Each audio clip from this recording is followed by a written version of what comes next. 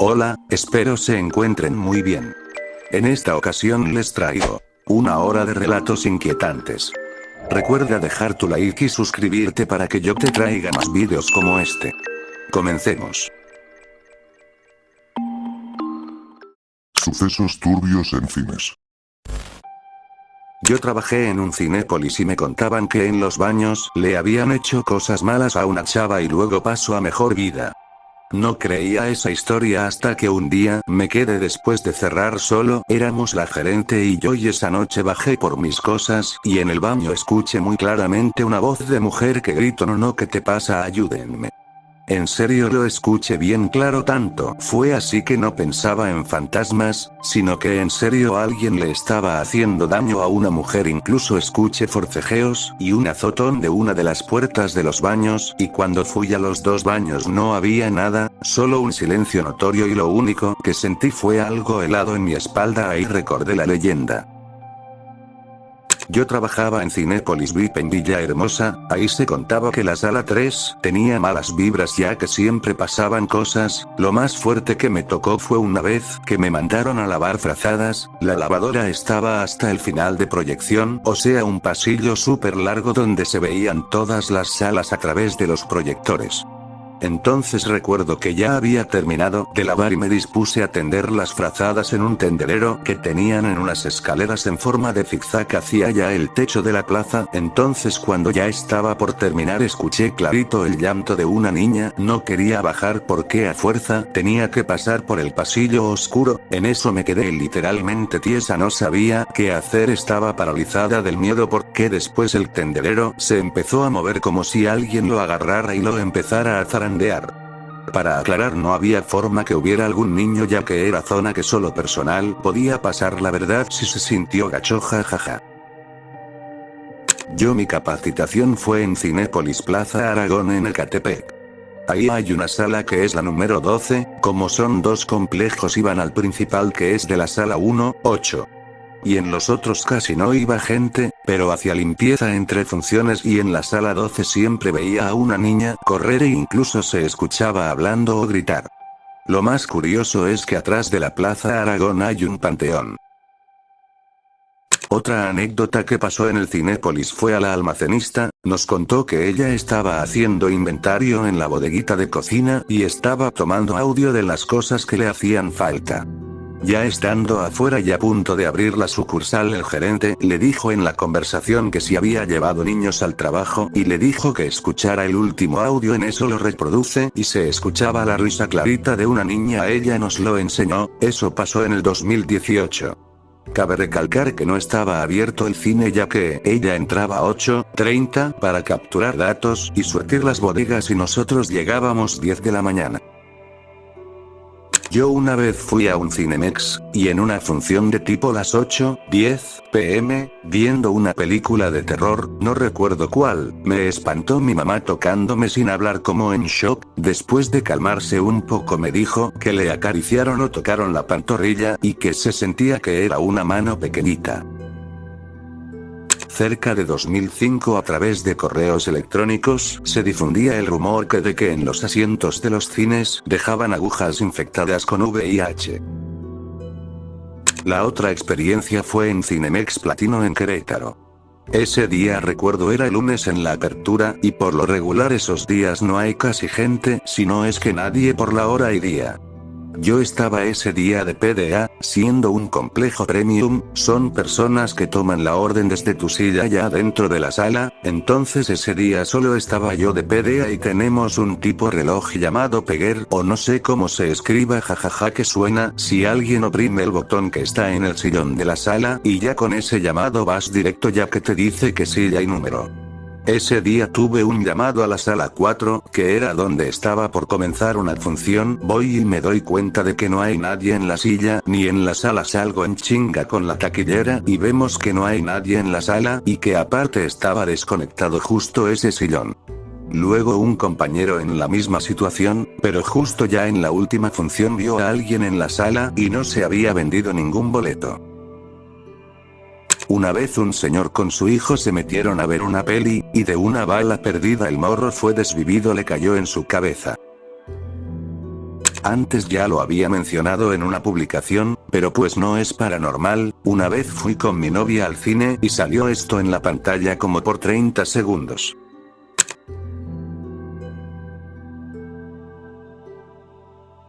Yo también trabajé en un cine, a veces me quedaba a dormir porque me tocaba el turno de noche. La onda es que una amiga me dijo que nos quedáramos en la sala un rato porque iba a llegar su novio con unos taquitos que le encargamos, entonces nos agarró el sueño, pero yo veía que los asientos de abajo se movían y llegó un momento que vi a alguien sentado hasta abajo, me dio miedo y le di la espalda a las escaleras para dormir un rato, pero sentía algo raro, pero pues tenía mucho sueño la verdad y trataba de ignorarlo, pero llegó un punto en que sentía que alguien iba subiendo y cada vez más rápido, y cuando llegó a los últimos escalones, tuve tanto miedo que no pude voltear, pero al no voltear empecé a ver una cabeza asomándose del proyector, una cabeza pequeña y ya mejor volteé a las escaleras, no había nada ahí pero hasta abajo seguía sentada esa cosa. Nos salimos de la sala en corto después de eso. Un día recuerdo que fui con una amiga al cine a ver una película de terror, no recuerdo cuál, y juro que sentí una respiración entre el hueco del asiento de mi amiga y el mío, o sea como si la persona de atrás se hubiera acercado a mi oído. Obvio me saqué de onda, volteé luego y pues, no había nadie sentado atrás de nosotras. A mí me pasó hace como unos 3 años, no lo recuerdo con exactitud, pero fue en un Cinemex que está cerca de donde vivo. Había ido con mi novia y en un punto de la película me dijo que sintió que algo le tocó los pies. Yo no le presté mucha atención, pensé que lo había dicho de juego para espantarme y al poco tiempo algo agarró mi pie y lo jaló hacia atrás. Sentí frío el cuerpo en el momento y me agaché y no había nada y por la forma de los asientos no podían meter la mano y agarrarme como lo hicieron. Hasta hoy en día cada que lo pienso me da escalofríos. Hace como una semana, fuimos mi novio y yo a ver la nueva peli del Joker. Como fuimos a una función temprano, había pocas personas en la sala y fuimos los primeros en entrar. Mientras nos quejábamos de los anuncios largos pasó algo, corriendo más oscuro que la propia oscuridad de la sala por el pasillo izquierdo de las escaleras, y se quedó la figura como parada en la esquina de arriba. Sentimos una sensación súper rara y decidimos ignorarlo. Después llegó más gente a la sala y esa cosa se fue. Yo limpiaba salas de cine. Mi mamá y yo tenemos varias historias. A mi mamá la tiraron por las escaleras en una sala. Repartidores que llegaban de madrugada diciendo que se les aparecían cosas. A mí me tocaba limpiar salas solo en todo el cine completamente solo. Veía sombras, asientos se movían solos, presencias cerca de mí. Llegó mi momento. Yo trabajé en un Cinépolis y ahí realmente había pasado algo. 1. Los martes por lo general no había casi clientes y un día martes que casi no había nadie, unos clientes fueron a preguntar a taquilla que si en el cine espantaban ya que tenían rato que les pegaban en sus asientos y ellos eran los únicos asistentes de la sala. 2. Los encargados de la limpieza de las salas por la mañana vieron que en la ventana donde salía el proyector había alguien asomándose y al ir al revisar vieron que no había nadie, siguieron con la limpieza y volvieron a ver que alguien seguía asomándose por el espacio del proyector, se asustaron y fueron a otra sala. 3.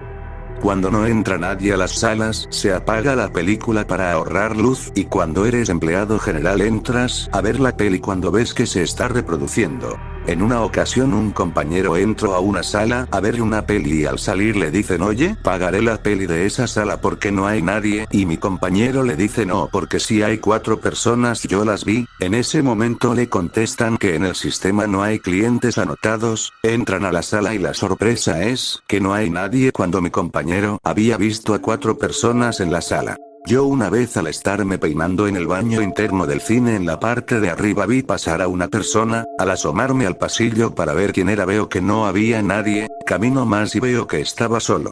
Y más cosas que pasaron y que me contaron en esos 3 años que estuve en Cinépolis Tangamanga de San Luis Potosí. Mi hermana y yo trabajamos en Cinépolis, Ella en Tradicional y yo en Big Pie decían que se aparecía una niña. Yo creía que todo era broma, incluso me llegaron a decir que a mi hermana cuando le tocaba proyección le aventaban los rollos de los cortos. Era antes de que se hiciera digital. Mi hermana entró unos años antes, pues total que en Big nos tocaba limpiar de una sola persona la sala que salía mientras el resto atendían las que entraban. En una ocasión mientras limpiaba una sala, comencé a escuchar unos brinquitos. Estaba limpiando un mesa y claramente vi unas piernitas pasar saltando con medias blancas largas y un vestido que parecía antiguo. No quise levantar más la mirada, así que comencé a cantar fuerte y desapareció el sonido y no le vi más. Salí blanca de la sala y me dijeron: ¿viste a la niña, verdad?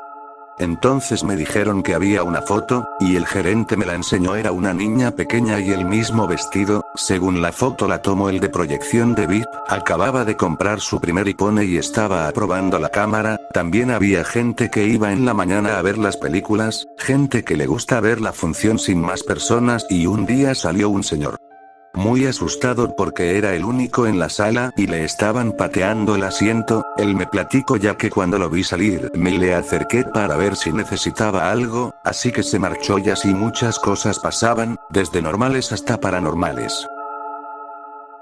Cuando salió la película de Buzz Lightyear fui a verla al cine con mi familia. Era una función que terminaba aprox a las 10 p.m, pero era un cine que no está en una plaza, entonces no hay tanto flujo de gente. Justo antes de que acabara la película me salí porque necesitaba ir al baño y le dije a mi familia que los veía afuera. Fui al baño, que casualmente está en la parte de arriba de ese cine. Entré y parecía que estaba solo el baño. Caminé hacia donde estaban los baños para ver a cuál entraba y empecé a sentir una sensación extraña, como si alguien me observara. Me metí hasta el último baño y los lavamanos quedaban de frente. Cuando entré y estaba a punto de cerrar la puerta, pude ver que se abría lentamente la primer puerta de los baños. Estábamos extremo a extremo, pero justo ese baño estaba muy oscuro, como si no diera luz ahí. Entonces ya no cerré la puerta y me quedé observando qué era, y la cosa que estaba ahí me estaba observando por la orilla de su puerta. Podría decirse que nos estábamos viendo con el espejo. Hasta este momento pensé que era alguien que me quería asaltar. Entonces abrí la puerta y caminé unos pasos rápido, pero vi que no había pies y al mismo tiempo se cerró la puerta del baño donde estaba esta cosa o persona. Entonces me salí rápido y justo cuando salí iba a entrar alguien al baño. Como les había dicho, los baños estaban arriba, entonces tenías que bajar escaleras. Iba a empezar a bajarlas cuando salió corriendo el tipo que acababa de entrar. Nunca supe qué fue. Yo no trabajé en cine, pero trabajé en Parque Delta y conocí a un chico que trabajaba en el Cinemex que está en esa plaza. Por si no lo saben, doy un poco de contexto. Antes lo que hoy es Parque Delta era un estadio de béisbol, y cuando fue el sismo de 1985 fue ocupado como morgue provisional, ya que los muertos eran tantos que no tenían dónde ponerlos. Estos estaban clasificados en 3: reconocidos, desconocidos y restos. Recuerden esto último. Con este contexto pasó a mi historia. Toda la plaza está de la burger, en el sentido de que el ambiente se siente raro y siempre te sientes observado. Pasan y se ven muchas cosas. Este chico me contó que en las últimas funciones, cuando les toca limpiar la sala, han visto que hasta arriba hay gente sentada viendo la pantalla. Esta gente está como polvosa, como si les hubieran echado cal encima, y que por la luz de la pantalla se distingue que algunos tienen sangre y que tienen órdenes de solo salir, esperar unos minutos y regresar y ya no están. Que en el baño de mujeres se escucha a una persona llorar, pero que no te tienes que asomar por abajo de los baños porque solo son unas piernas y te sacan un sustote. Que cuando limpian dulcería han visto de reojo a alguien arrastrándose como si no les funcionaran las piernas, pero cuando voltean nunca hay nadie. Que les prenden y apagan las luces, que las maquinitas que tienen se prenden solas, etc. Un sinfín de cosas pasan y se ven en esa plaza. Lo que gusten saber se los comparto. Yo tuve varias experiencias. Trabajé en un Cinemex. En algunas salas se sentía raro el pedo. Había 2 salas que estaban conectadas, una al lado de otra, y según antes de que fuera cine un man se hizo la automorición. Sentías que te observaban cuando ibas a recoger las salas. En trastienda, donde se hacen palomitas, me llegaron a aventar vasos y cuchillos. Yo vi un video en TikTok de un chico que subió cómo salía una persona arrastrándose por el suelo y wow, neta, se siente escalofríos. No me imagino a los que, si les tocó ver algo así, no recuerdo bien, pero creo que es en Monterrey. Hola, ¿qué tal? Les cuento mi relato. Yo trabajé en Cineplanet, pues la cosa es que yo con mi compañero en la mañana en eso de las 10 am, estábamos limpiando. En general en eso veo que se encienden las luces de arriba, por eso grabó, y esas luces se encienden automáticas, y muy aparte tienen interruptor para que lo enciendas y apagues. Le pregunto a mi compañero si vino el encargado de mantenimiento y me dijo que no. Él me dice que es algo normal según él, ya que son más peores. Me contó que en sala ha pasado que una encargada al momento de dejan todo limpio las salas, se apagan las luces y ponen los trailers y ella toma fotos. En eso cuenta la encargada estaba tomando foto en plena luz apagada y se cierra las puertas, llegó a estar encerrada, tuvo que llamar a su compañera para que le abran la puerta. Supuestamente dicen que pasa así ya que hay una niña, qué pena, y yo puedo decir que sí es cierto, ya que cuando me toca limpiar baños, especialmente en el baño de las mujeres, se siente una sensación extraña como si te estuvieran observando, y bueno, tenemos que limpiar sí o sí. En eso siempre hay un baño para personas discapacitadas, que está al fondo de los demás baños. En eso estoy limpiando ese baño y escucho que una puerta se abre y suena obviamente, y yo para no asustarme digo, fue el aire que lo empujó, y sigo avanzando. En eso escucho como si alguien tocara el botón que jala el agua. En eso ya me asusté porque el botón del baño es fuerte, pero muy fuerte, y le dije a mi compañero, pero me dice que avance porque si le haces caso es mucho peor. Me ha tocado vivir que en las salas he visto un bulto negro sentando una vez, limpiando la sala más grande escuché la risa de una niña y si me preocupa, y le dije a mi compañero sobre eso, cuando tocan los que alguien te mira desde arriba y cuando lo ves se esconde. ¿Sí? ¿Qué juegas? Left 4 Dead a meter en el Call of Duty. Hoy mano, ni cagando.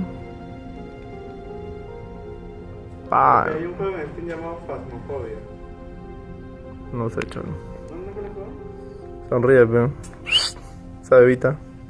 Ese juego de Phasmophobia es de que Fui a ver la de Venom, y solo alcanzamos los asientos de hasta atrás y como 2 o 3 veces vi pasar un niño de reojo tras de mí, y como nunca había ido a ese cine pensé que la puerta estaba por ahí y por eso pasaba el niño para ir al baño o algo. Cuando terminó la peli y prendieron las luces vi que no había ninguna puerta. ¿Qué haría un niño a mitad de la película hasta el fondo jugando sin que hubiera una puerta o algún motivo para pasar por ahí? Si me saqué de onda, yo juraba que la puerta estaba por ahí y ni le presté atención por lo mismo.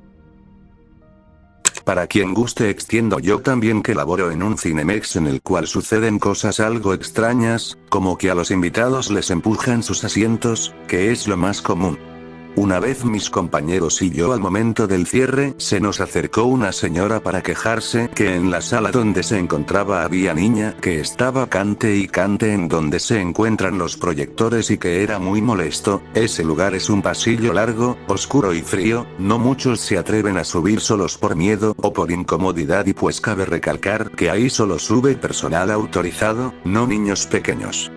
Las señoras de limpieza también se quejan de cuando hay baja asistencia, poca gente, de encontrar salas donde no entró nadie con los asientos desplegados y con los portavasos abajo. Eso también pasa seguido.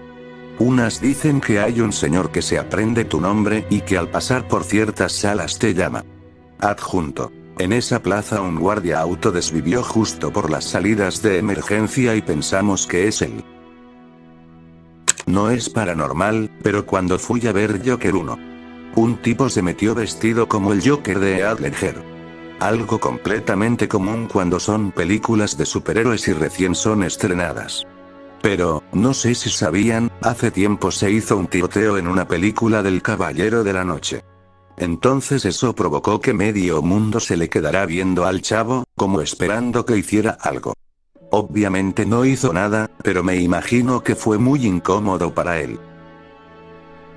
Trabajé en un Cinemex, todo estuvo realmente tranquilo cuando trabajé ahí, Solo se tenía la broma local de un fantasma llamado Anita, pero nunca pude ver alguna presencia. Lo único que sí pasaba mucho, pero tuve que aprender a normalizar, fue que se escuchaban personas bajar de las escaleras. Muchas de las habitaciones de almacén están abajo de los asientos, son pequeños cuartos. Muchas veces llegué a ir por material, ya sea de alimentos o limpieza, con la sala sola, ya sea temprano o noche, y se llegaban a escuchar personas bajando, como si fuera una pareja, o a veces una sola persona. Obviamente no había nadie, pues de haberlo tenía que pasar frente a la puerta del almacén, que debía estar abierta, pero no pasaba nadie, y una vez un compañero coordinador dijo que dejó la sala 6 encendida, era en la que se escuchaba con más frecuencia eso de personas bajando. Durante una función nocturna, otro coordinador entró a revisión de sala, pero la vio vacía y la fue a por qué no la apagó. Dijo haber visto dos parejas de señores viendo la peli, asomándose por la ventana de protección, pero no había entradas compradas para la función ni personas dentro de la sala.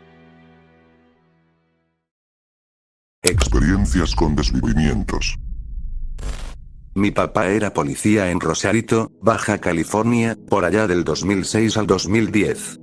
En esa época fue cuando el presidente Felipe Calderón le declaró la guerra a los cárteles y la percepción de la violencia aumentó a niveles exagerados. En Baja California no fue la excepción. Los cárteles de los Arellano Félix, los Zetas, Cartel de Jalisco, etc.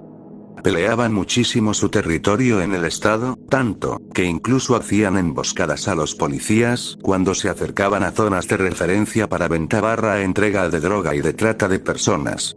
El caso es que mi papá ya estaba un poco preocupado de salir a trabajar un día y ya no regresar, por eso mejor hacía patrullajes en zonas comerciales y la zona costera y evitaba acudir a códigos rojos o delicados para que quienes eran halcones del crimen no lo vieran involucrado en casos mediáticos. Un día mi papá estaba en el estacionamiento de una plaza, eran como las 6:15 am, apenas amaneciendo y sin un alma en la calle aún. Estaba solo, esperando que el turno de la mañana se incorporara y le dieran relevo para él ya terminar su turno a las 7 am. En eso, llegan 4 camionetas blindadas, lo rodean y se bajan personas con armas de fuego de alto calibre. Mi papá pensó que ya lo iban a levantar y lo iban a matar, pero no fue así. Fueron amables y le dijeron: ¿Anda ocupado, jefe? Mi papá con miedo dijo: No, por el momento no. Anda todo tranquilo. Le dicen: ocupamos que nos haga un paro, jefe. Necesitamos ir a Primo Tapia a una reunión, pero verá que no venimos nada discretos. ¿No puede hacer una llamada para que nos escolte hasta allá? Anda el patrón con nosotros. Mi papá no entendió bien quién era el jefe, pues las personas no se identificaron ni nada. En eso, se baja uno de los hermanos Félix. Les miento si digo un nombre porque la verdad no me acuerdo quién era, pero mi papá dijo que era uno de ellos. El jefe le saluda: ¿Qué onda, jefe? Brinque paro, haga unas llamadas y háganos el favor. Y mire, aquí no pasó nada, ustedes por su lado y nosotros al nuestro, no queremos broncas. Que igual si nos dice que no se puede pues no hay pedo, buscamos a otro placa, usted tranquilo jefe. Como pudo, mi papá le marcó a su jefe mayor, le explicó la situación y en menos de 15 minutos llegaron 5 patrullas más. Nadie cuestionó nada, simplemente se pusieron 3 patrullas al frente y 3 más al final del convoy. Los escoltaron hasta Primo Tapia, la zona más alejada de Rosarito, los dejaron en una caseta de un bienes y raíces que vendían los terrenos. Al llegar, se bajan todos, agradecen el favor y se van. No sin antes detener a mi papá en privado y le dicen: muchas gracias jefe, sin usted no se arma el pedo, tome por la molestia y le pasan un sobre con 30,000 pesos. Mi papá reportó el dinero a su jefe, pero él le dijo que se lo quedara, que no había problema, nomás no diga de dónde lo sacó, que se invente un bono o reconocimiento, pero que no hablara una palabra. A las semanas ese mismo cártel desvivió al jefe de mi papá y ahí fue cuando decidió renunciar a su trabajo porque a la mayoría de sus compañeros los desvivieron y con la muerte de su jefe fue el punto de inflexión para ya retirarse de ahí y continuar su vida en otra ciudad. Esta historia expone la corrupción, la coalición de las autoridades con los criminales y como si llevas la fiesta en paz no te hacen nada. Por ahí en el año 2011, yo estaba estudiando en la FES Acatlán, en el turno vespertino. En ese entonces vivía en una colonia que se llama Juárez, que está a un lado de Arboledas. En ocasiones por mi horario en el que salía como a las 9, llegaba a Valle Dorado a eso de las 10:30, y en ocasiones ya no alcanzaba el micro que subía a la Juárez y caminaba sobre la avenida Jinetes, para llegar caminando hasta mi casa. Justo ahí en donde comienza la avenida Jinetes, los microbuses, ahora son camiones morados, que decían Valle Dorado daban vuelta. El chiste es que en un pequeño tramo iba caminando y se me empareja un micro y avanzando a la par conmigo me comenzó a hablar haciendo sush sush y yo caminé más rápido, y lo volteo a ver y me sonríe, aceleré el paso, pero en un punto ya no me siguió. Unos meses después se dio a conocer que detuvieron al coqueto por desvivir y ultrajar a varias mujeres, que habían sido evitar pensar que aquella noche fue ese personaje que me encontré, porque recuerdo su rostro. Cuando estaba en prepa nos enseñaban defensa personal y también teníamos clases de educación física un poco diferentes al resto de las escuelas. Teníamos un profe alto, mamado, pero súper buena onda, amable, carismático, siempre se estaba riendo y parecía muy noble. Cada viernes, o incluso ya entre semana andaba por ahí en la escuela y la verdad era de esas personas que te alegraba el día. Teníamos interacción súper cercana con él y duró creo un año con nosotros, luego no sé exactamente por qué se fue, pero pues X, un buen profe que se va. Cuando ya estoy en la universidad me meto de casualidad en la página de su gimnasio y veo que dice este perfil en memoria de, y pues saca de onda, más porque esas publicaciones de sus alumnos eran de un par de días. Cuando empiezo a preguntar con excompañeros míos, resulta que lo habían desvivido porque al parecer era secuestrador y de suscriptor de la vida. La policía lo persiguió y como él también le hizo pium pium a los polis, fue justo una bala la que terminó con su vida. Sigue siendo algo muy extraño para mí, pero es cierto, ese tipo de personas jamás te da a oler lo que son. Perdón por no escribir las cosas como son, pero Facebook me castiga por todo. Mi papá me contó que en un pueblo donde hace muchos años vivíamos en el estado de Puebla, llegó un señor a cargar gasolina donde él trabajaba. El señor resaltaba porque traía buen porte y un carro bueno para la época. Tiempo después lo vio en la televisión como el famoso secuestrador mocha orejas. Me pasó en 1999 mientras trabajaba en una panadería y todos los días nos llevaban el periódico La Prensa, el cual leía diariamente. Un día llegó un cliente al que nunca antes había visto y se le veía nervioso, pero yo no sabía por qué, pero me quedé con esa espinita que esa cara ya la había visto antes pero no sé en dónde, hasta que la compañera recordó que se parecía a una persona que se había fugado de una cárcel por mandar a varios con San Pedro. Revisamos el periódico de hace unos días y era él.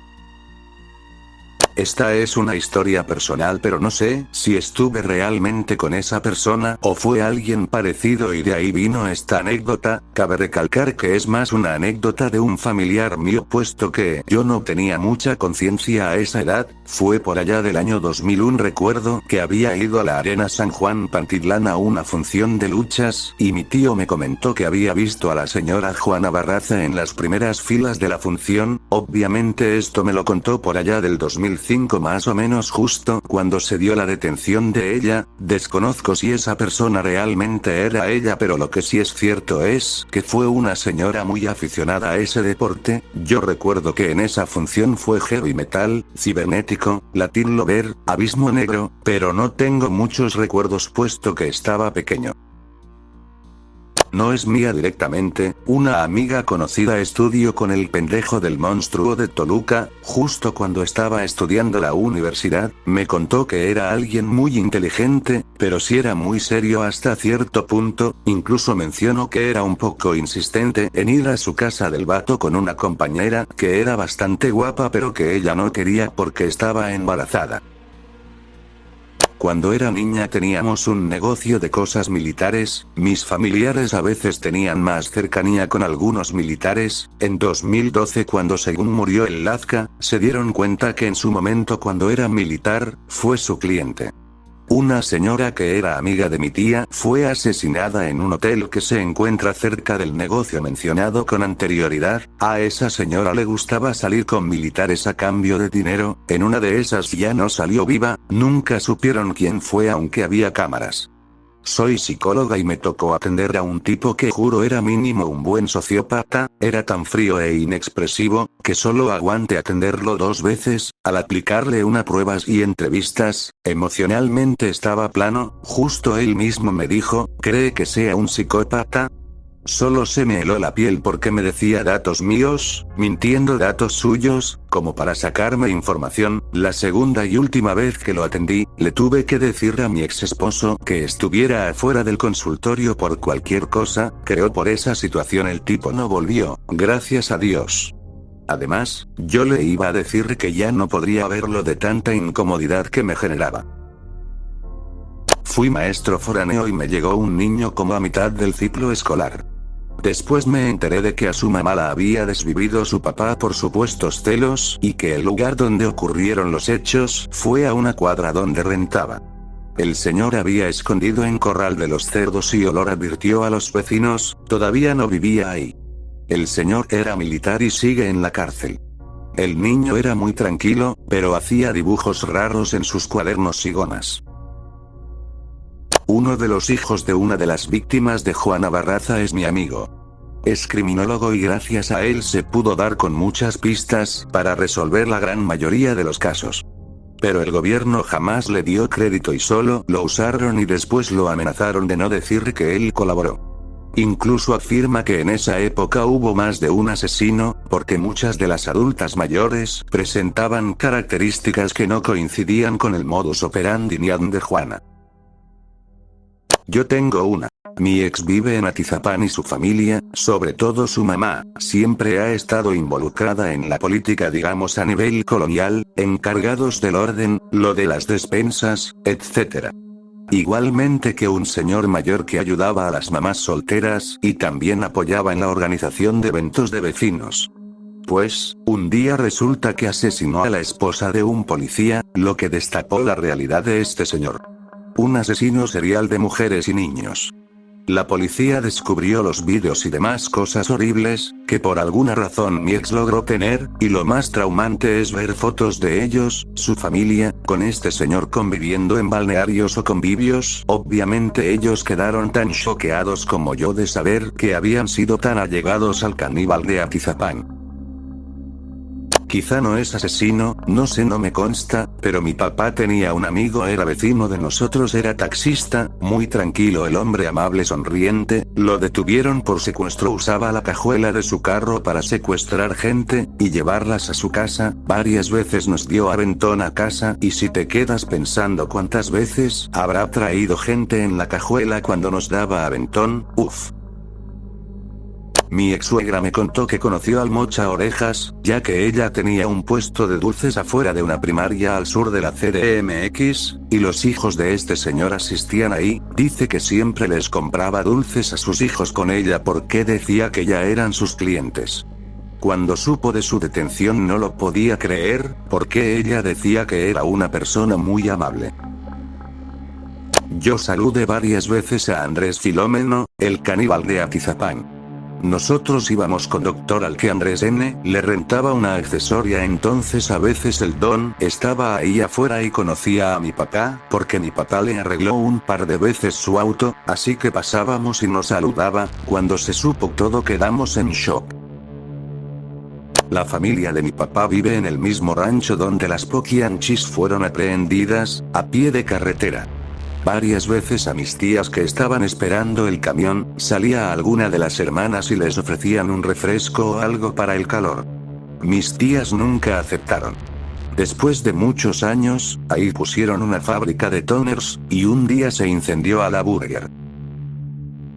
Mi abuelita casi era víctima de la mata viejitas, dice que tocaron a la puerta, abrió y vio a la enfermera, toda grandota preguntando si tenía todas sus vacunas o si necesitaba ayuda. En eso una de mis primas le pregunta desde el fondo que quién era.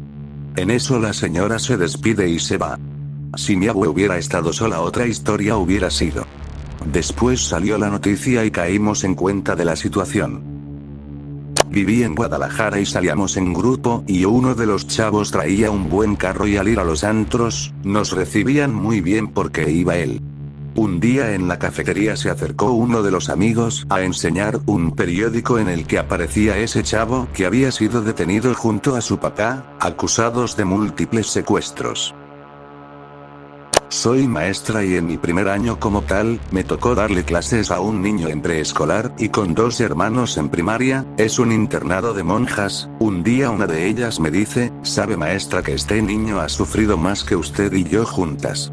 Le pregunté por qué me decía eso y lo que me dijo, me dejó mal por un tiempo, pues resulta que sus padres estaban en la cárcel por ser secuestradores y los niños habían presenciado muchas cosas como torturas a las víctimas. El pequeñito estaba un tanto amanerado, el otro era ingobernable y la niña, pues por decirlo de alguna forma, demasiado precoz. Quizá todo eso a consecuencia de tanta cosa que miraron y no podían digerir. Cuando era niña mi mamá visitaba mucho a una amiga que traía problemas con su pareja, lo había demandado por violencia doméstica y no le habían dado seguimiento. Ella se veía muy dañada psicológicamente, como muy triste. Mi mamá había pasado por lo mismo con mi papá, así que era muy empática con las mujeres que pasaban por lo mismo, demasiado diría yo. En una de esas visitas le dijo que se pusiera viva y que se cuidara porque conocía el caso de una pareja que discutía mucho, que tenían una hija y que en una de esas, que la chica se salió al regresar ya había desvivido a su mamá y el don había dejado un desmadre de sangre por toda la casa. Aquí en mi pueblo, hubo el caso de un señor que fue asesinado por el amante de su esposa. El amante era un sacerdote que fue asesinado por narco. Dicen las personas de aquí, que debajo de la iglesia se aparece el fantasma y que la droga o el dinero están en una caja de Nuevo San Juan amarrada con mecates que nadie abre. No sé si esto pueda ir aquí, pero bueno, este libro que ven en la imagen es uno de los libros más especiales que tengo en mi colección. Se la dieron a uno de mis tíos porque parte de mi familia fue víctima en esta masacre que hubo en un pueblo en Colombia llamado El Salado. Ellos no vivían directamente en el pueblo, pero sí trabajaban en fincas aledañas, y estuvieron a punto de ser una de las ejecuciones que se relatan en este libro.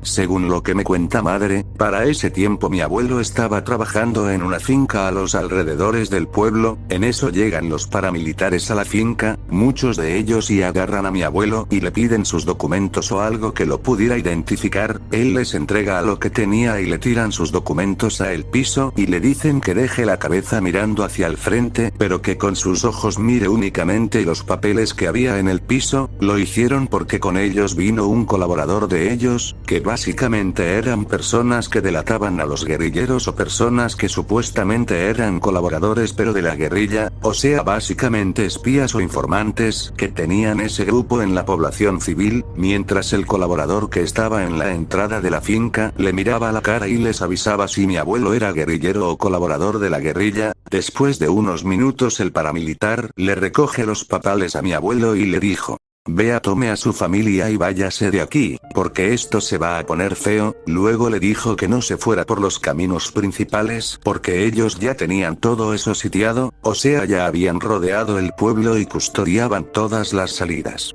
Mi abuelo, apenas los paramilitares se fueron, se fue corriendo a una finca vecina a buscar a mi tío, el mayor de sus hijos, que estaba trabajando allá, y le dijo que agarrara a su familia y se fueran de una vez de por ahí, que le habían llegado los paramilitares a la finca y que andaban buscando guerrilleros, que se fuera por alguna trocha de alguna finca porque los caminos ya estaban bloqueados. Mi abuelo de ahí no se fue con mi tío, sino que trató de llegar a una finca vecina también a avisar de lo que había pasado, pero cuando él y los demás de esa finca quisieron irse ya era muy tarde, estaba prácticamente todo rodeado, les tocó internarse literalmente en el monte. Mi abuelo estuvo internado en el monte 3 días antes de llegar a El Carmen de Bolívar. De hecho, para ese momento, antes que apareciera en el pueblo, mi mamá y el resto de la familia lo daban por muerto, porque para ese momento ya se sabía que los paramilitares habían entrado a El Salado y había matado a un montón de gente. Cuando él llega al pueblo es que le cuentan que los paracos habían masacrado a un montón de gente en ese pueblo y de lo que se salvó él y mi tío.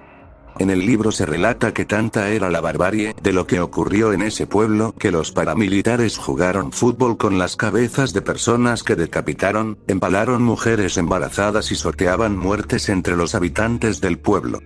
Los paramilitares fueron casa por casa en el pueblo, mataron a algunos y otros se los llevaron a la plaza del pueblo, donde continuaban con la tortura y ejecuciones de los habitantes. Fueron horas de tortura física y psicológica a gente inocente, la mayoría campesinos, porque los obligaban a ver absolutamente todo. Muchos vieron cómo torturaban y ejecutaban a sus familiares sin poder hacer nada. Una persona cercana me contó que cuando era estudiante de Derecho en el estado de Guanajuato, llevaron a su grupo a la cárcel, donde se encontraba en una celda individual una de las poquianchis.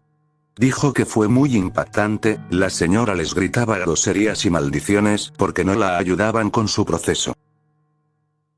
Mi hermana cuando era niña amaba andar en bici. Nosotras, mi mamá, ella y yo, vivíamos en una unidad, pero mi hermana le encantaba salirse a las calles de al lado. Un día nos dijo que había encontrado un taller de bicicletas y que se había hecho amiga del dueño. Mi mamá fue a ver qué onda y en efecto el lugar existía y el don era súper lindo con todos los niños. Les cobraron $1 para inflar sus llantas y 3 para parcharlas, pero obvio era el costo a los niños, con los adultos era otro rollo. Esto pasó con mi hermana de 6 años, todos crecimos y el señor se rodeaba de muchos niños siempre porque era buena onda con ellos. Mi hermana cumplió 11 y obvio entró al momento de que le cobrara más y siguió con sus servicios hasta que cumplió 15 y un día llegó y el taller estaba cerrado. Se le hizo raro y preguntó y le enseñaron el periódico donde lo habían agarrado. Era un asesino en serie y encontraron cerca de 100 cabezas en su casa enterradas. Lo raro fue que 6 meses después lo liberaron y hasta hoy que mi hermana tiene 25 el don sigue teniendo su taller y se rodea de niños. Los rumores dicen que descubrieron que los desvividos tenían peores crímenes y por eso ya no se hizo mención. Yo hace unos años trabajé con una fundación de reinserción social, indagué y busqué y, ¿qué creen? No encontré nada, como si ese don jamás hubiera existido en los ingresos del penal. Hace unos años una compañera de la uni publicó un cartel de búsqueda de un tal Alexis, dice que muy buen muchacho y varias tonterías más. Era un sujeto conocido por el rumbo por ser desmadrosito. Días después lo hallaron y lo procesaron por feminicidio, a su mamá también. Resulta que asesinó a su novia y la arrojó en la carretera. El M4 todavía fingió apoyar en la búsqueda de la víctima, y la madre alcahueta igual. Descanse en paz, Mónica Cidlali. No es asesinato, pero yo trabajo en un Walmart en Frontera y tenía unos clientes frecuentes americanos de Minnesota. Según ellos, ya todos los conocíamos hasta que un día salieron en las noticias de la ciudad que los habían agarrado en el hospital y que eran buscados en Estados Unidos por tráfico de menores y contenido ilegal infantil. Hace unos años subía escritos y poemas. Había colocado uno un poco agresivo, lo compartió un tipo que tenía agregado, no tenía idea de él, solo estaba ahí. Un par de días después salió en las noticias. El tipo era el matanovias, y su último post en Facebook era el mío. Tengo varias anécdotas de esas, solo una es mía, las demás son de la familia, creo que las pondré en diferentes comentarios. 1. Hace muchos años entrenaba boxeo y recuerdo que llegó un chico ecuatoriano a entrenar y bueno, durante muchos meses lo vimos entrenado ahí y pues todo normal. Tiempo después me invitó a salir, me insistió algunas veces pero nunca acepté. Un día simplemente dejamos de verlo y así pasaron algunas semanas hasta que mi entrenador llegó un día al gimnasio con un periódico y ahí venía la noticia que lo habían capturado, estaba prófugo por homicidio, lo que se dijo fue que había asesinado a su familia. 2. Una prima trabaja para los programas Ponte Pila de la CDMX, no sé si aún continúan esos programas, entonces un día la mandaron al reclusorio femenil para dar sesiones de zumba barra aeróbics a las reclusas y ahí conoció a Juana Barraza y dice que ella sintió mucho miedo cuando la vio, además que coincide con todos, diciendo que es una mujer muy corpulenta. Pero que todo mundo le tiene un gran respeto a Juana, la ven como si fuera la abuelita de todas. Tiempo después le volvieron a proponer a mi prima ir, pero ya no quiso. 3. Un familiar pertenece a grupos de autoayuda para los alcohólicos desde hace muchos años, entonces ha tenido la oportunidad de entrar a cárceles e instituciones de distintos lugares para pasar el mensaje de entonces algunos reclusos aprovechan para platicar un poco sobre sus experiencias y del por qué se encuentran ahí. Este familiar en algún momento contó que conoció a un muchachito que estaba recluido porque había matado a su novia, ambos eran muy jóvenes, tal vez 14, 15 años, y bueno, este jovencito le describió a este familiar cómo le quitó la vida, después la arrojó dentro del tinaco del edificio. La familia de la chica empezó a buscarla y la mamá contactó al novio, el cual le dijo que no sabía dónde estaba la chica, pero que iba a apoyarlos buscándola y pegando carteles y todo. Pasando los días los vecinos se quejaron del mal olor y del color del agua del edificio, entonces fueron a revisar y encontraron ahí dentro el cuerpo de la niña. Después de un tiempo de búsquedas, descubrieron que fue él quien la había asesinado. Este familiar relata que este chavo contaba eso como una gran anécdota y que en ningún momento demostró algún signo de arrepentimiento. 4. También dentro de las historias de este familiar, en algún momento tuvo la oportunidad de visitar las Islas Marías cuando aún era una cárcel, y ahí conoció a un recluso que trabajaba para un cartel pesado de México, la verdad no me acuerdo cuál era, que él era químico y un día lo contrataron para hacer un trabajito y pues cuando él se enteró de qué es lo que tenía que hacer al principio se negó, pero primero lo amenazaron muy fuerte y segundo, le ofrecieron una cantidad enorme de dinero, entonces rápido se convenció y empezó a trabajar con ellos. Después de varios años y de una vida de lujos y poder y todo, decidió que quería alejarse de esa vida, que ya tenía dinero suficiente para ahora dedicarse a disfrutar, entonces decidió hacer un último trabajo y fue ahí donde llegaron las autoridades y los agarraron y pues enseguida lo procesaron y cayó a las islas, tenía una condena muy grande. Yo aún no nacía, pero uno de mis tío abuelo, fue desvivido por un militar y nunca se pudo hacer justicia. Lo que sucedió fue que mi tío ya se estaba despidiendo de la familia, pues pensaba irse de vacaciones un tiempo, mi mamá estaba embarazada de mí y comenta que lo vio de lejos y que quiso hablarle, pero ya no lo alcanzó, y fue la última vez que lo vio. Después se dieron cuenta que ya había pasado mucho tiempo y no había regresado de sus supuestas vacaciones, así que lo empezaron a buscar en hospitales, morgues y demás. No daban con él hasta que fueron al último semáforo y ahí lo encontraron. Lo reconocieron solo por una cicatriz y una uña que tenía más larga que el resto. Lo que dijeron fue que lo encontraron en un baldío y lo habían golpeado y deshecho la cara con un picahielo, pero que lo que le causó que fuera desvivido fue que al aventarlo al baldío se golpeó con una piedra en la cabeza. Y todo esto se dio porque mi tío era homosexual y había ido a un bar y empezó a ligar con otro hombre y todo bien, pero aparentemente este hombre era pareja de un militar que estaba ahí, y por celos lo desvivió con otros amigos. Eso fue lo único que dijo la mesera, pues tenía miedo de que algo le pasara y solo dio esa información. Al parecer mi tío también le pidió que llamaran a su familia porque sabía que estaba en peligro, pero la amenazaron y no lo hizo. Fue muy duro para mi mamá pues nunca se pudo despedir de él y justo faltaban pocos meses para que yo naciera. Todo esto pasó en 2003. Espero que de la persona que hablo, no llegue a ver esto y sepa que hablo de ella. Pero tengo una amiga que su exnovio siempre me dio mala espina a pesar de que su trato hacia ella siempre fue muy lindo y atento. Total que esta persona desde su corta edad estaba involucrada en el secuestros de personas, estuvo un tiempo en prisión, actualmente se encuentra allá libre y la verdad, siempre le digo a mi amiga que se cuide mucho ya que hace poco la amenazó y a pesar de que quiso meter una demanda, no procedió ya que la amenaza fue por llamada y según hoy en día eso ya se puede manipular. En mi servicio social conocí a una colega cuya compañera de clases, años atrás había prestado sus servicios en un penal, donde justamente se encontraba a Diego N., el asesino de la maestra Jessica, un caso lamentable de feminicidio transcurrido en el 2020. La chica describe al joven como carismático y que incluso, trataba de coquetearle a todas las chicas que trataban con él, incluyéndola a ella. Soy de Ciudad Juárez, con eso les digo todo. La primera vez que fui consciente del peligro de la ciudad fue a mis 7 años cuando el hermano de niño con el que me juntaba, pues vivía cerca de mi casa, lo mataron por andar en malos pasos, pero lo mataron enfrente de su casa. Lo que comentaron los vecinos más cercanos es su mamá vio cuando le dieron el tiro, le dieron 7 segundos para correr, pero aún así le dispararon. Tengo un amigo que trabaja en la fiscalía. En el área de desaparecidos, en una ocasión dieron con una finca abandonada en una comunidad rural. La finca era utilizada por un grupo delincuencial, y al entrar a uno de los cuartos, se sorprendieron de que había imágenes satánicas y bultos de la Santa Muerte, velas y sangre en las paredes. Además de sentirse una vibra muy pesada, y un aire muy frío en ese espacio. Al excavar encontraron 4 cuerpos desmembrados cerca de este cuarto. Al parecer esas personas fueron ofrendadas.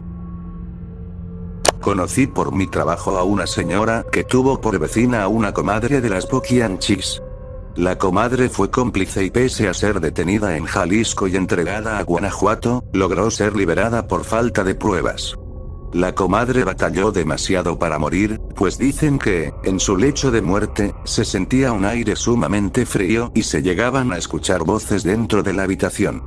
Además de contarme esta misma persona, que las Poquianchis sí eran afines a ciertas prácticas esotéricas. Pues acudían a una bruja que vivía a unas cuadras del Guadalajara de noche. Esa bruja murió de una forma horrible, un camión la arrolló y la deca ya sabes qué.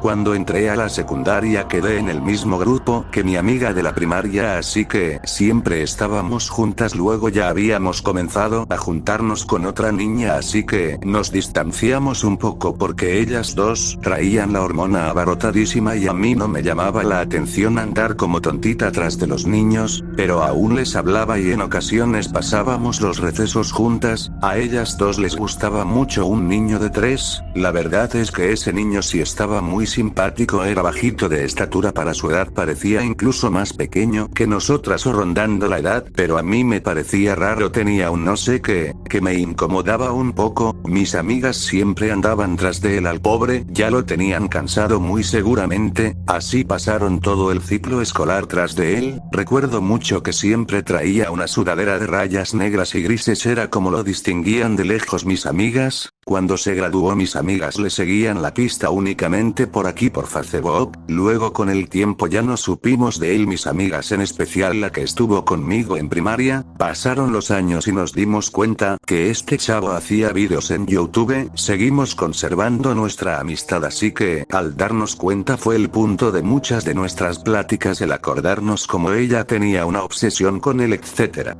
Luego en mi ciudad hubo un caso de secuestro de una persona que sucedió en el centro de la ciudad. Fue muy mencionado hasta que dijeron que habían detenido a los responsables, y cuando vi la noticia quedé en shock. Uno de los secuestradores y supuesto autor intelectual era el amor platónico de mis amigas. Fue demasiado extraño verlo en esa situación después de verlo cuando estábamos en la escuela, que parecía que no rompía un plato, y aún más por su apariencia muy inofensiva. A la fecha creo que sigue detenido, pero fue muy sonado ese caso aquí en mi ciudad de youtuber secuestrador.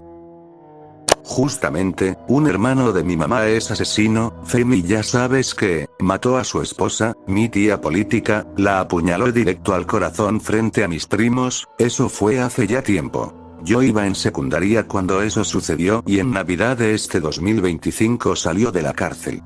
Y pues no lo quiero ver ni nada. Me parece una persona turbia y todos actúan como si nada jamás hubiera pasado y como si él no tuviera la culpa de nada. Pero yo no lo quiero cerca de mí ni de mis hijas, y mi mamá se molesta porque no salí a saludarlo y tampoco le permití ver ni acercarse a mis hijas. En el lugar donde vivo, a unos 5 minutos de mi casa, vivía una señora de la tercera edad, 76 años, aclaro que ella vivía sola. La mamá de mis primas se juntó con un señor, ella visitaba mucho a mi mamá y a mis primas, y de vez en cuando llevaba a ese señor. Un día nos enteramos de que la señora de tercera edad había sido agredida físicamente y estaba grave, al final falleció. Resulta que fue abusada y golpeada, y el responsable era la pareja de la mamá de mis primas. Vi cómo le realizaron una detonación en la cabeza a un ayudante de camioneta bus colectivo, todo fue tan rápido que pensé que era una actuación ya que iba atrás de la persona que le realizaron detonaciones y el hombre cayó en el suelo de la carretera. Si se escucha un pitido que queda en el oído después de la detonación. A mi hermano lo mandaron a desvivir porque estaba trabajando en un caso de un pez gordo, del 4 letras, él tenía una oficina en el aeropuerto internacional de La Aurora y tenía carros de lujo, una avioneta a su nombre porque trabajaba con los de la maña, estando él como abogado dentro del MP. Esto lo supe después de que él muriera. Por lo menos una vez en nuestra vida nos hemos topado con un asesino serial y ni en cuenta. Publico en anónimo porque la verdad hablar de esto da miedo, aún ya conté una experiencia cercana a mí en otro comentario, pero contaré otra. Como saben soy de Ciudad Juárez, y más o menos para el 2010, fue la guerra contra el narcotráfico y nos convertimos en la ciudad más peligrosa de México y fueron muy recurrentes las extorsiones. Primeramente una vez mi papá fue a recoger a mi hermano al trabajo, estaba cerca, era una panadería, no pasaban de las 8:30 de la noche, mi papá iba en un carro con otro de mis hermanos, cuando 3 camionetas se les cerraron y bajaron a punta de pistola a mi papá y mi hermano, buscaron qué quitarles, pero esa noche mi papá había olvidado su cartera, a él solo lo golpearon y a mi hermano le quitaron su cartera y los dejaron ir. Vivimos con miedo de que reclutaran a mi hermano, pues en su cartera tenían su tarjeta de estudiante por si mi hermano no pasaba de los 18. Por suerte, fue ese primer susto, pero esos mismos se hicieron presentes un tiempo después, intentando extorsionarnos. Tuvimos que irnos de la casa. Por suerte mi tío nos prestó una casa que estaba en una cerrada y no volvimos a nuestra casa hasta después de un mes. Estaba con los vidrios quebrados, aún estaba la puerta cerrada, nuestra ropa tirada, tostadora, grabadoras, incluso rompieron una alcancía de mi hermana que estaba llena de 50 centavos. Teníamos miedo que volvieran. Es la primera vez que cuento esto. Aquí en la colonia había una panadería que era de un señor con su esposa e hijos, ahí comprábamos el pan siempre. El señor saludaba muy amable, serio y así, hasta que un día en las noticias apareció que habían agarrado a una red de secuestradores muy peligrosos, y resultó ser el señor de la panadería con su esposa, hijos y sobrinos. Era toda una red tremenda de secuestradores y asesinos.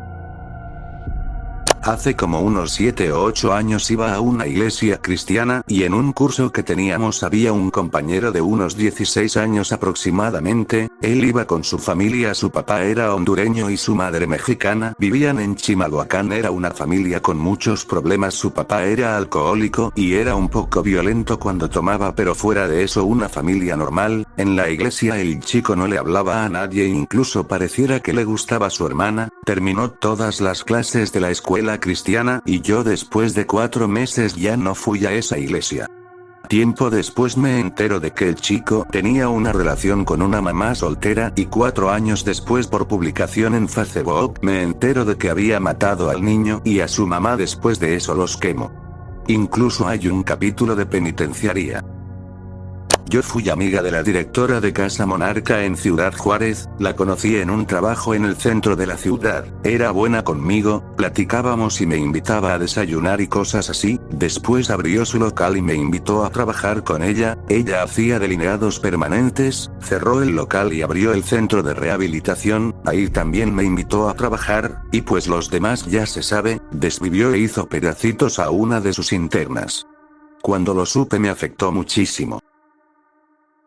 En anónimo porque el grupo es público. Hace muchos años, 1995 aprox, mi mamá era gerente de los Biscuits Obregón. Ahí casi diario iba un señor súper amable a desayunar / comer. Total, que llevaba literal 2 años yendo casi diario y se hizo amigo de los meseros, panaderos, gerentes etc. Total, ya siendo amigo de mi mamá le ofreció un mejor trabajo. Él decía que era empresario y necesitaba una asistente para realizar y recibir llamadas. Antes de que mi mamá aceptara el trabajo, uno de los hermanos del que en ese entonces era panadero del mismo restaurante, ya estaba trabajando con él y le iba muy bien económicamente. Total, que después de mucho pensarlo mi mamá aceptó y se quedaron de ver en una casa por el sur. Mi mamá llegó a la cita, pero el señor nunca llegó. Mi mamá se regresó a la casa y ese mismo día salió en las noticias que habían detenido a Daniel Arizmendi Mocha Orejas. Y tal cual lo están imaginando, era la misma persona que le había ofrecido el trabajo. Junto con él detuvieron al hermano de su amigo, quien se dice, era la mano derecha de este secuestrador. Literalmente mi mamá tiene fotos con él y sus compañeros de trabajo. Como resultado de la guerra contra el narco, fui un daño colateral y estuve en prisión. Ahí te sacaban a unos juzgados para las diligencias como declaraciones, careos y cosas así. En una ocasión nos tocó salir con Jacob Tagle, del caso de Alberto Wallace. El vato está bien loco, decía puras tonterías, como que me robará un lápiz para chingar al guardia. Yo no, pero mi mami me contaba que cuando ella vivía en su pueblo, un día se le acercó un señor que le dijo que él había desvivido a Luis Donaldo Colosio. Me sorprendió mucho un día que estaba curioseando en los amigos de un familiar en específico, encontrar que tenía vínculo o nexos con un integrante de la familia Guevara del caso Paulette Guevara. Tengo 2 amigas que conocieron al Pato Core en su época, ya saben, uno de los que mató al Zamudio. Esto se debe a que él andaba por el Eurocentro, no recuerdo bien si me dijeron que él tuvo una tienda ahí. Un amigo era conocido del Punky Siddhartha, el que mató al guardia de la Blondie, ese estaba bien loquito. Había un vídeo donde él le pegaba al bubú de Descomunal Caros. Varios amigos punk más antiguos de acá de Santiago, conocieron al Tito Bandamne y al Bestia a la Mala. Esto se debe a que estos dos en diferentes épocas salían a pegarle en manada a los punk y a los skinant, y ya sabes que, incluso Tito estuvo involucrado en un homicidio en el Persa Biobío, y el Bestia mató a un punk en Maipú. Varias personas hemos estado en contacto cerca de algún asesino y ni en cuenta. Un sujeto que vendía frutas en el mercado donde vendemos apuñaló a su mujer con un cuchillo por un problema marital. La herida fue mortal y el sujeto escapó, pero a las pocas horas lo atraparon. Ese local donde murió, cada negocio que ponen al lado o enfrente nunca pegan o quiebran al poco tiempo, y la hermana del asesino es la única que aguanta estar ahí. Porquería de persona también. Igual hace años una ahijada de mi papá murió ahorcada por su pareja. Ella sufría de violencia y decidió dejarlo y llevarse a sus niñas. Se vieron en su casa y ahí la ahorcó el hijo de ella, sabes, que la dejó ahí tirada junto a sus hijas. Pasaron las horas hasta que las encontraron. El maldito sigue prófugo. Donde vive mi mamá y vivía yo en mi infancia, teníamos un vecino que fue mi maestro de dibujo en la secundaria. Bien amable, muy callado y siempre se iba caminando a la escuela, quedaba a unos 10 a 15 minutos, o siempre en bicicleta. También era un profe bastante conocido, hasta que salió en las noticias que una pareja de maestros jubilados había sido dados de baja de la vida. En la info decía que ellos le avisaron a su hijo que irían a enseñarle unos terrenos o algo así a ese maestro, por lo que al parecer había sido la última persona con la que habían estado. Y sí, ese maestro mató a la pareja de señores y según esto tiró partes de los cuerpos en diferentes partes del camino. Hasta la fecha sigue en la cárcel. Vendieron la casa y pues ya no supe nada más. De niño, en la guerra contra el narcotráfico en la primaria, nos enseñaron a qué hacer en caso de que hubiera balacera, cómo debíamos estar agachados y había simulacros seguidos. Aún recuerdo cómo me sentía confundido y asustado al participar el simulacro. Apenas estando en 2 de primaria, ningún niño debería pasar por eso. Cuando tenía 11 años decidí mentir para no ir a la primaria. Ese día fue por el 2011. Ese día mis papás creyeron que me sentía mal y entonces me quedé en casa. Aproximadamente a las 10 de la mañana que desperté fui al baño a hacer mis necesidades, al lado de esa casa donde vivía en Puebla, vivía mi tía. Y cuando regresaba del baño e iba para mi cama escuché a mi tía gritando el nombre de mi mamá. Mi tía no se llevaba con mi mamá, entonces lo tomé como que estaba loca o algo así y gritó más fuerte mi tía y entonces corrí al baño porque la ventana del baño daba para mirar el patio de mi tía y entonces encontré a mi tía forcejeando con un hombre que le jalaba el cabello y se pegaban entre ellos dos. Mi tía es robusta y alta y el don que le estaba pegando era del mismo tamaño que mi tía, pero mi tía no sé cómo le hizo, pero le dio vuelta al señor y agarró una llave Stilson y el señor estaba ya con miedo y solo me dijo que le marcará a la policía.